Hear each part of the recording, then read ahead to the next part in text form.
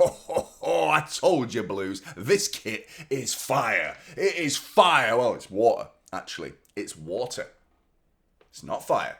It's water. But no more is this the kit of doom.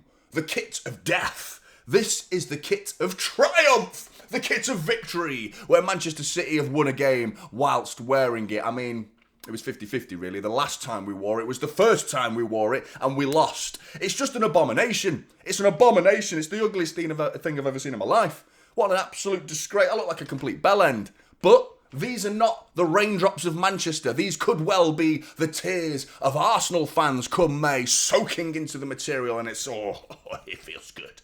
It feels good because we've got them quaking. We've got them quaking. They fear us. They fear us right now. They do.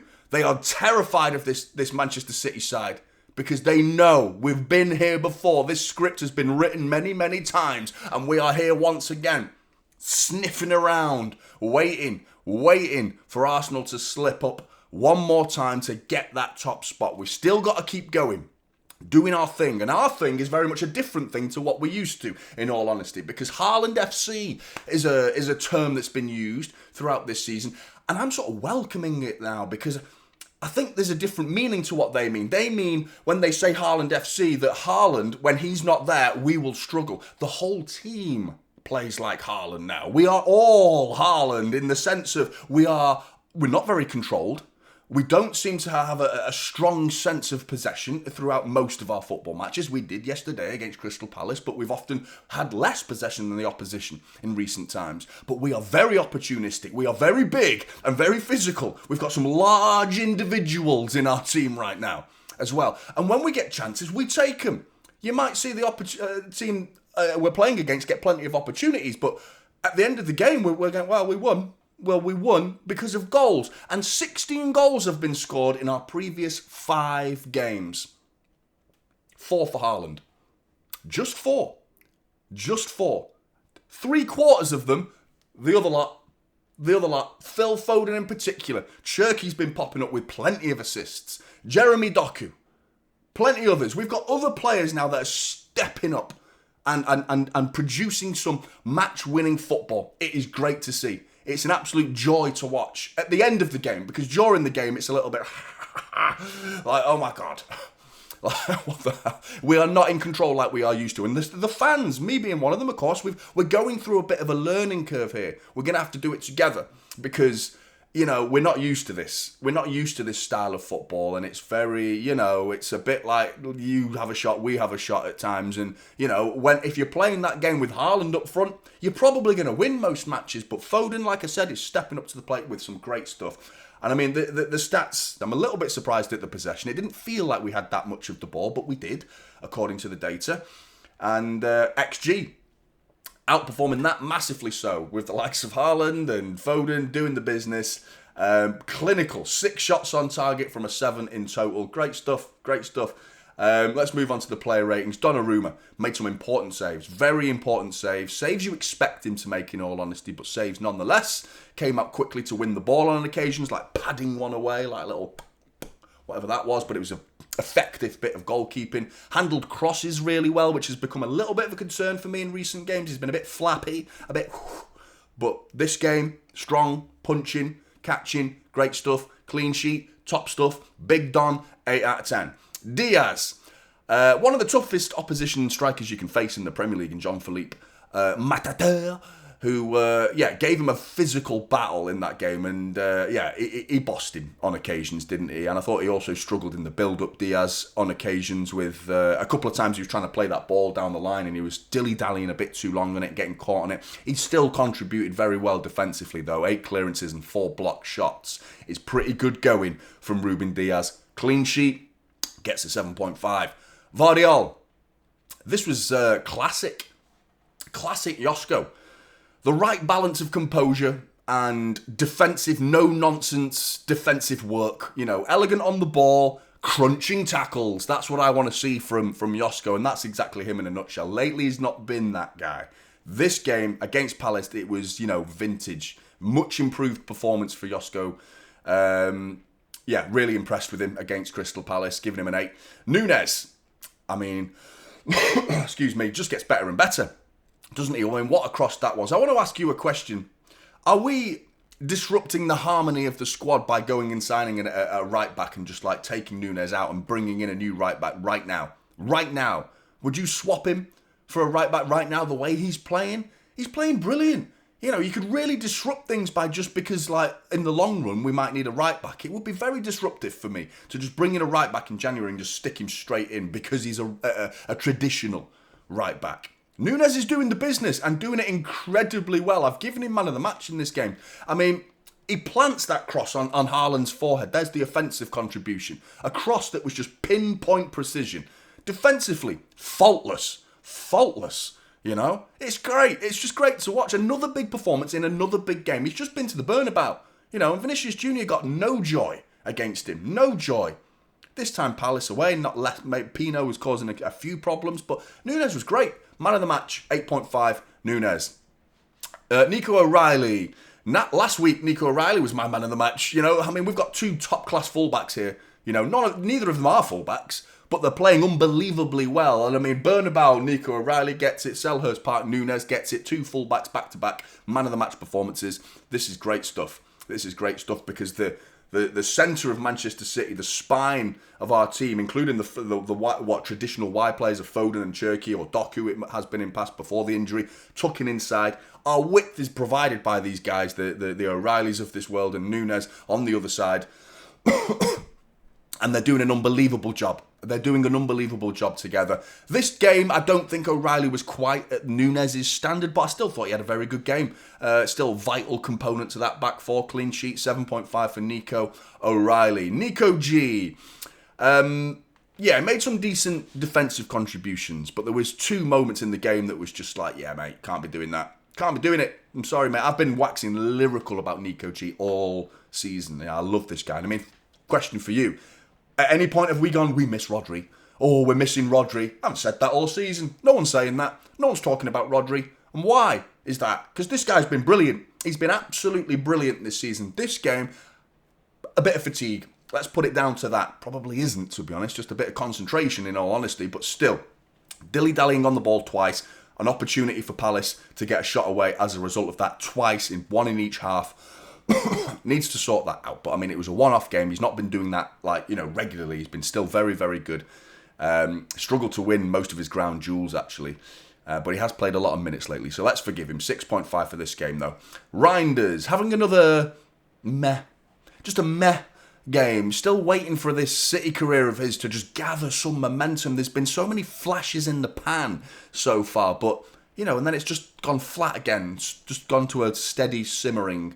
No, like, kabamo. That's what we need from Reinders, and that's his style. We need to see him up his game consistently now. He needs to improve in certain departments like the physical aspect, the control aspect. He is more of a box-crashing type player, though, explosive ball carrier. Not doing much of that either lately, consistently enough. 6 out of 10 for Reinders in this game. Bernardo Silva. Did some of the quiet things well. Again, some good dribbles to get out of trouble, which was effective. Struggled to provide that bridge between, build-up play and final third play. And that's not always his job, in all honesty, but whenever it became his job, he didn't do it as well. There were no major impacts on the scoreline as usual from Bernardo Silva, but I mean, what an engine this guy's got. A full 90 minutes versus Real Madrid, 89 minutes at Selhurst Park 3 days later, one of the oldest players on the pitch. I mean, Adam Wharton looked knackered. He looked knackered, and he'd been playing against Shelbourne.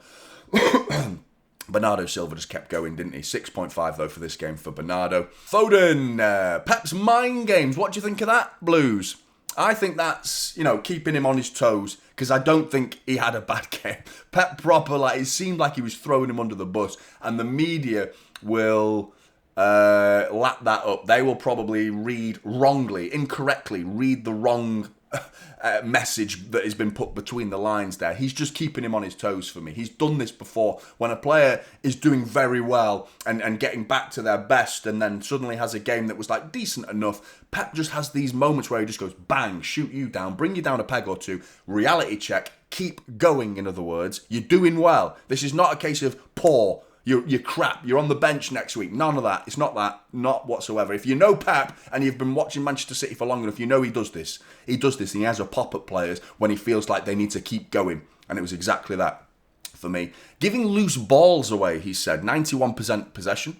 Passing possession, rather. One of the highest in the team from Phil Foden. So he's saying giving loose balls away. There were some sloppy touches in there. I'll give him that. Pep was right there. So he singled him out for me to keep him going. But winning over his half of his ground duels. Good dribbling numbers. Scored the most important goal of the game. Arguably, some might say the opener is the most important. But I think that second goal was against the run of play. Palace were on top at that point. And it gave us that breathing room. 8 out of 10 for me for Phil Foden.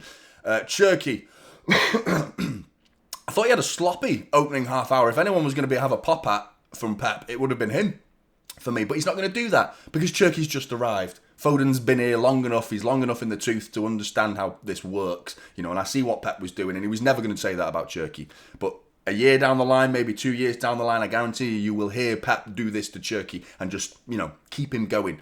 But yeah, sloppy opening half hour for him. He grew into the game, got his brilliant assist, that carrying of the ball, riding a challenge, carrying that ball as far as he did, then the composure to slow it down into the simple ball, infield, into Phil Foden, gets himself an assist. Decent ground duel numbers as well.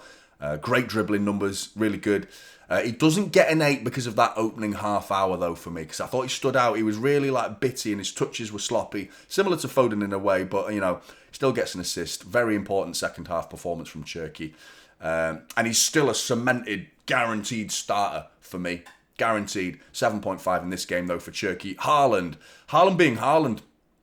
Standards have changed, though, for me, for Haaland. I think the standards have changed, though. The first half hold-up play could have been better for me. I felt like there were a couple of flicks attempting to find City players that didn't come off. There was a couple that did find City players, one header to find Bernardo Silva, who then swooped it out to Cherky to go down the right wing. A couple of moments where Haaland brought other players in, but in that first half there were other moments where he didn't, and that's the new standards. First season Haaland, like that, we didn't care. He was just scoring every week. So this was a phenomenon at the time. Now the standards have actually gone up a little bit. We want goals plus a bit of hold-up play, bringing others into the action a little bit more frequently. And this was vintage Haaland, not having his greatest game, scoring 2, winning us the game. Well, getting the opening goal at least and putting the cherry on the cake at the end of it as well with a penalty.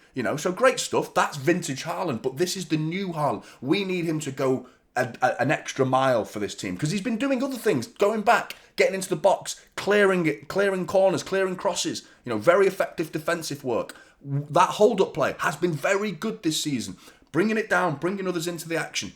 He's got to do that a bit better. This game, he didn't do it as well for me, but he still scored 2 goals and won the game. So yeah, this is very much vintage Haaland. Had that hold-up play been a bit better in the first half, you'd be talking about a man-of-the-match performance for me. 8 out of 10 for Haaland in this game, though. Rico, Aitnori, Marmouche, they came on in stoppage time. Savinho a little earlier. Shout out to Savinho, though. Come on. We've got to give the guy some flowers now. The guy, give him some props, man. Those final 5 minutes, just bursting through, winning the penalty. It's a vital contribution, and these are 2 cameo substitute appearances now from Savinho that have been very effective. Very effective. I don't think that warrants a start. Brentford. He should start that game for me. He should start that game. I think he's deserved that. A League Cup start against Brentford. But, I don't think big games, starting them, is the answer right now. But it's good to see that, he's still fighting for the cause. And, we should be praising players when they do something good and not going quiet just because of your particular agenda against this player. And I think, we'll see what happens in January, whether a transfer happens or not, remains to be seen. I don't think he's going, to be honest. But we'll see. We'll see. Great to be a City fan. I'm going to go and take this shower of shit off and enjoy that bit. That's the only bit I enjoy. Because it's City, you can't really call it a shower of shit, but really, in terms of, design, it's absolutely woeful. Woeful.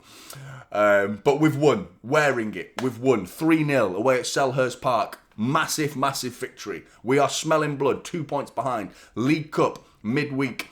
That's got to keep the momentum going, but there are going to be changes.